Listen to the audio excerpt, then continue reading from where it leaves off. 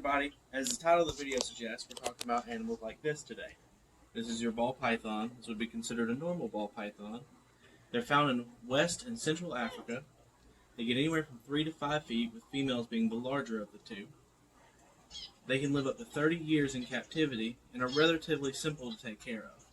Thousands of them are imported every year, and thousands more are domestically bred to be sold as pets. That being said, they are one of the most, if not the most, popular snake in the pet trade today. Now, taking care of them can be complicated, so we're going to go over how to take care of them.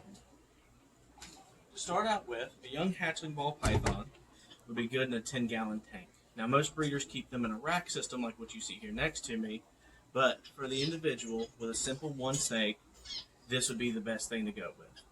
You're going to have your cypress mulch bedding, which is going to hold humidity very well for the snake. You're going to have a hide for it to get in and feel safe and secure.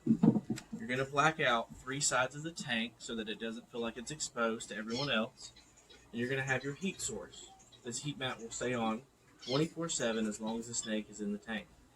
But this thing has to be regulated, which is why you also buy a thermostat to attach to it to keep it at the proper temperatures for your ball python.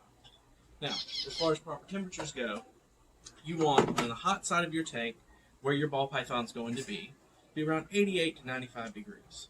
On the cool side, where you keep your water bowl, you're going to want to go no lower than 78 degrees. Anything lower and they can catch a cold, and it's very bad for them. A tank like this is perfect for a small hatchling ball python like this guy right here. Now yes, this is the exact same kind of snake as the big one that I was holding at the beginning of the video. These little guys love small, compact areas they can get into and hide. Now that we've got the environment out of the way, these animals need to be fed once a week an appropriately sized meal. A lot of people like to look at the size of the head to guess what size meal they want. That is incorrect. You go by whatever the thickest girth of the snake is to determine the meal size. This little guy right here is eating 1 adult mouse every single week, once a week. Now when feeding them, when they eat properly, they do go to the bathroom like everything else. You want to, when the animal uses the bathroom in the cage, to pick out wherever it has decided to go to the bathroom and throw that away. Every 30 days to a month and a half, you're going to take everything out of the tank and clean out the entire tank and rub it all down with warm water. Once you set the tank back up, ensure your humidity and your heat mat is set again, and set the snake back in. Now, the water bowl will have to be changed out at least every other day to ensure that bacteria growth doesn't start into the water bowl and makes your snake sick. Of course, he soaks in it, he drinks out of it. It's a bath, and you wouldn't want to drink dirty bath water. Now, humidity is a good, important part also to their environment. They have to have at least 60% humidity to ensure a proper shed and a bowl large enough for them to completely submerge themselves in. As you can see, this little guy right here has already crawled into his looking for a place to soak. One very important part that a lot of people miss out on when it comes to these things is a secure lid for their enclosure.